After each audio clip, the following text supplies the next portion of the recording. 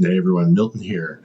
So this video is going to discuss some mechanics unique to Corsair Void Guard, but the idea of preserving your best threats until later in the turning point is applicable to pretty much every team in the game, so I hope you find it useful. Alright, I love playing Corsairs, and one of the most fun things about the team is how fast they are and how deadly some of their operatives are, especially when you start to combine multiple ploys and kind of Voltron everything together. That's one of the biggest draws to the team for a lot of people. Now, I'm going to assume for the purposes of this video that we all know how good the Starstorm Duelist and the various gunners are, and how you can stack their ploys to get reliable kills to... Cat jumped up on the table next to me. So, one of the first things that a lot of players learn when they pick up Corsair Void Guard is how to stage a threat to alpha strike your opponent. How to get the most out of your threat ranges, use all various ploys, and, boom, kill something. But that isn't the only way to use these operatives, and some of the team's strength comes from knowing when you don't have to pull the trigger on your threats. Because what's better than your Starstorm Duelist getting a double kill? When they get to do it twice in a game. So I'm going to be discussing the Starstorm Duelist here because that's my favorite operative, but you can use the Gunner, the Felark, or really just about any of the operatives in a similar manner here. I'm just using the Starstorm Duelist as my example for this video. Sometimes you do need to go right off the first activation of a turning point and try to kill something. But when you do, your opponent has the whole rest of the turning point to figure out how and when to pick up your model in return. But if you're able to stage your Starstorm Duelist in a useful position and then protect it throughout the turning point, your opponent has a lot of difficult decisions to make. And as the turning point goes on, you'll find more options to get use out of it and to keep it alive. This isn't anything groundbreaking, and that's a lesson that a lot of experienced players learn and that pretty much every person who plays a Horde team internalizes. But a lot of people fall in love with the long threat ranges of Corsairs and take a little bit longer to learn this particular lesson. So let's walk through this step by step and give you the tools to do it. And I see this as basically a three-step process. The first step, establish a threat that your opponent cannot easily avoid, threatening good staging areas and objectives. So you'll see a lot of people talk about staging in Kill Team, and it isn't just about attacking enemy models. It's also about controlling space, and it's about the implication that you could attack them if you wanted to.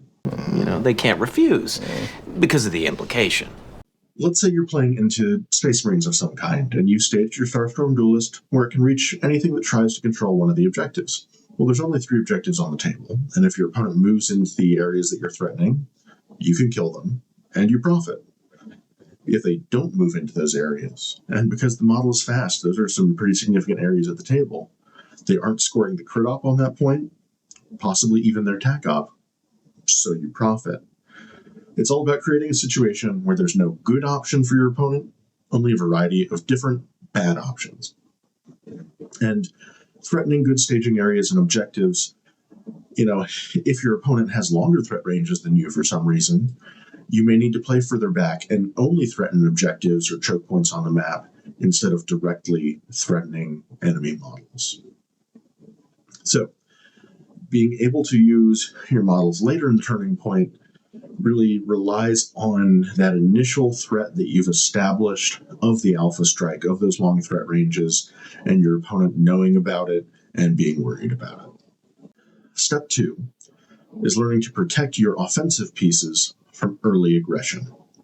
So if you are planning to try and hold your Starstorm Duelist until later in the turning point to go out and do its thing, but you don't know your enemy's threat ranges and you end up losing it before you get to use it at all, that's kind of the worst case scenario. If you're going to play patiently with your biggest threats, you need to make sure they're safe. And this is where Corsair Void Guard have a lot of tools that other teams don't have to protect their models. So I'm going to go through some of the ways that you can use to protect those threats against early aggression. First, create a safe staging area with barricades. Most importantly, the heavy barricade. That way you don't have to worry about seek light. And the heavy barricade is actually fairly big, at least compared to elf models. So You can oftentimes fully hide some of the Corsair operatives out of line of sight behind it if you really need to. But oftentimes, that heavy barricade will give you space to have two of your operatives where they can pretty safely threaten the midboard, like anywhere that your opponent might want to plant a banner, one or two of the objectives. And because the heavy barricade is deployable equipment, it's not dependent on the map layout. You can take a look at the table as you sit down, and if there isn't already a good staging area, you can create one.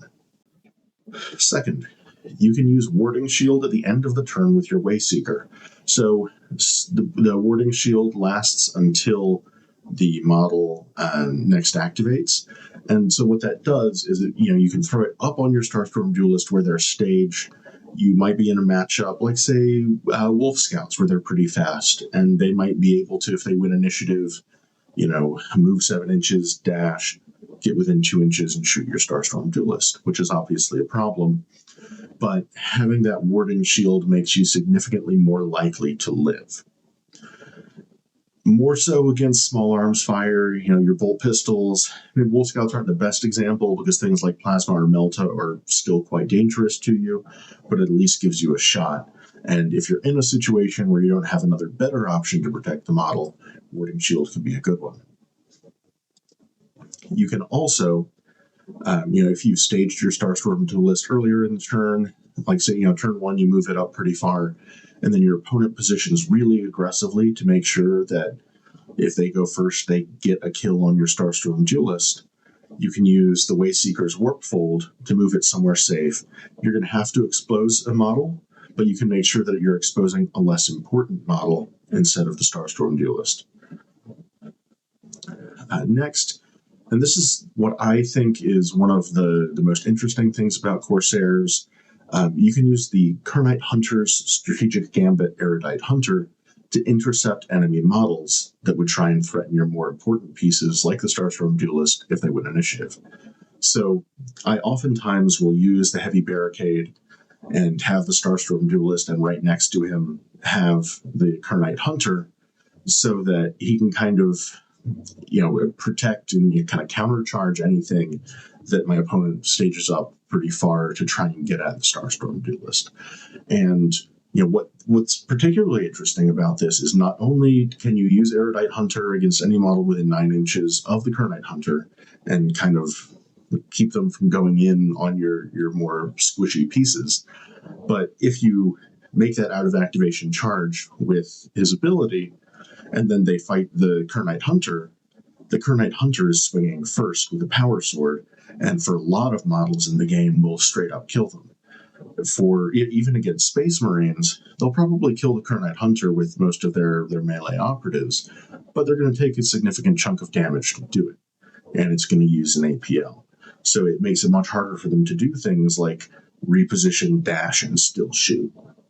Now, this works great if your opponent only has one model that can reasonably get to you, but it's going to be less good if they have several threats staged, as Erudite Hunter can only mark one enemy operative, and you have to select that target in the strategic phase so they can just go with the other threat. So next is the strategic ploy, Plunderers. Plunderers allows you to take D3 of your models and do a dash. Now, it means they cannot then dash on their own activation, but this is really useful.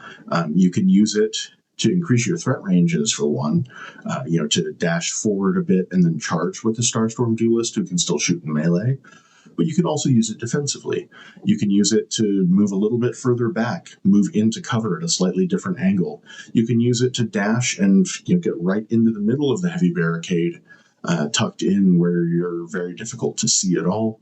In the strategic phase, if you're more than 9 inches away from the model that you would want to mark with Erudite Hunter, you can also use Plunderers to move the Kernite Hunter into range to then use it. And I've already mentioned the Kernite Hunter several times as a really useful piece to protect others. You can get a somewhat similar effect out of the Felarch with his ability One Step Ahead, but it is a lot harder to use because he can only do a fight or a shoot action, and so he has to be on engage in order to to do a shoot action. Oftentimes, this is more useful in Into the Dark, where you can potentially, head into the corner of a room where if somebody tries to then enter the room, he can take a shot before they get to do anything. But it is somewhat awkward to use. It's much more limited than Erudite Hunter in some ways. So it's important to keep in mind that the Felarch can be used to protect your Starstorm Duelist or your other important threats, but it's a little bit trickier to pull off. So you've successfully staged your important threat safely. You have a plan to protect it from early aggression, so you don't have to use it right at the start of the turning point. Now let's talk about how you can actually get more than one use out of that threat. And there's a couple different ways that you can go about this. The kind of classic one here is the old go last, go first. So this is potentially much easier to do in the current approved ops deck of 2025, in that if you are able to go at the end of a turning point with your Starstorm Duelist, right, that's your last activation, it runs up and kills something, and then you win initiative on the following turning point, you're essentially activating it twice in a row. So you go up, you get an important kill, and then at the top of the next turning point, you go again and either get another big kill or just move it back to safety. And, you can somewhat plan around this now if you have the cards to influence initiative later in the game. And because of that, it's especially important to try and preserve those pieces really early if you're starting to accumulate those cards. A Starstorm Duelist that goes out and gets a double kill or, kills a Space Marine is great. That's a good trade. But a Starstorm Duelist that's getting 3 or 4 kills before it dies or killing 2 Space Marines is going to be backbreaking for most teams in the game. Now, if you make a big play at the end of a turning point and win initiative the following turn, you don't have to continue to go deeper into enemy lines. You don't have to continue charging and shooting with a Starstorm Duelist. It's totally okay to just do a tac op or a crit op action, and then go to conceal and reposition dash away at the top of the next turn if there isn't something, that you absolutely have to do in that moment to kill an enemy model to win.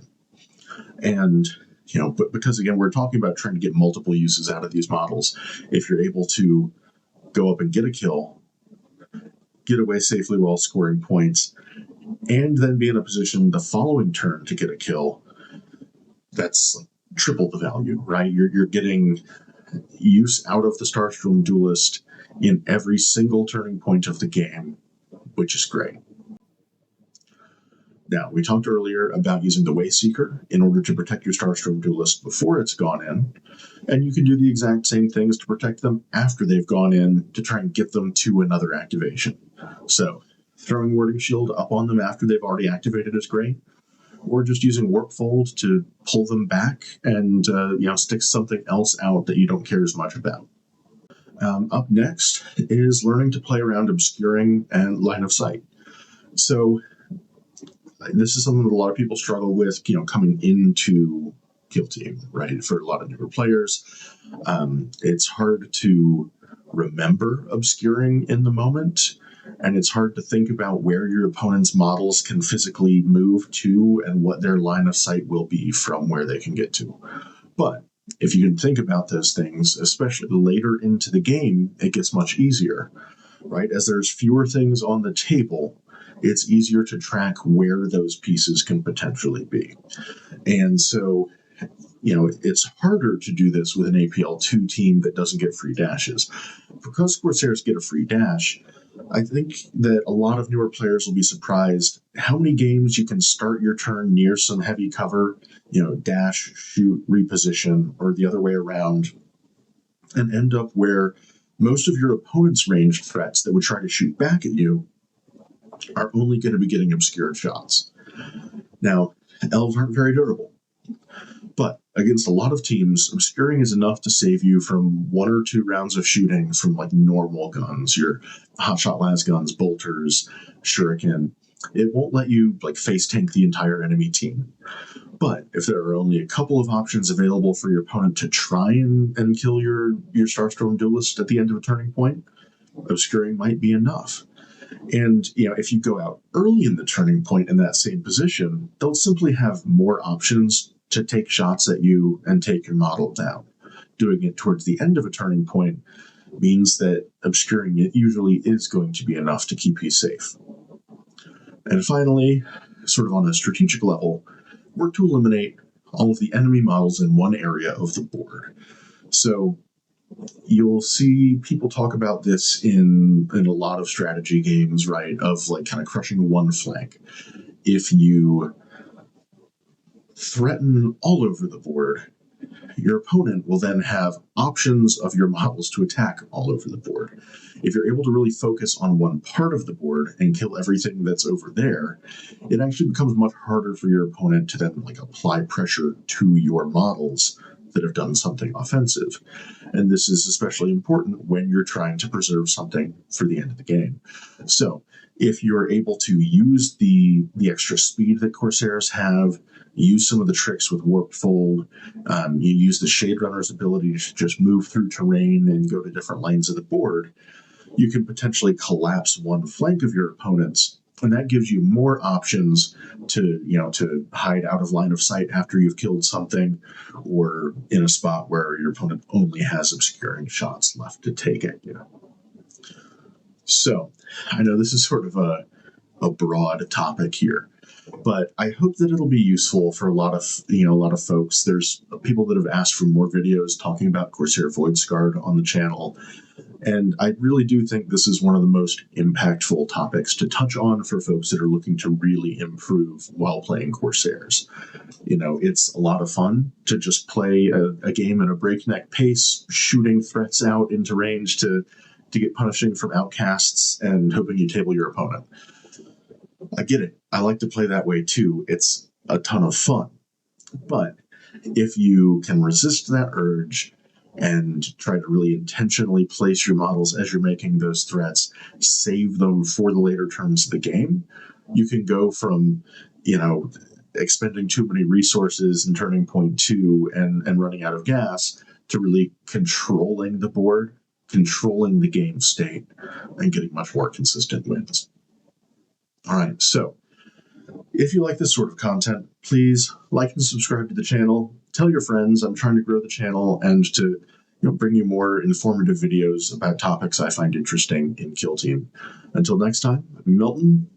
See you around.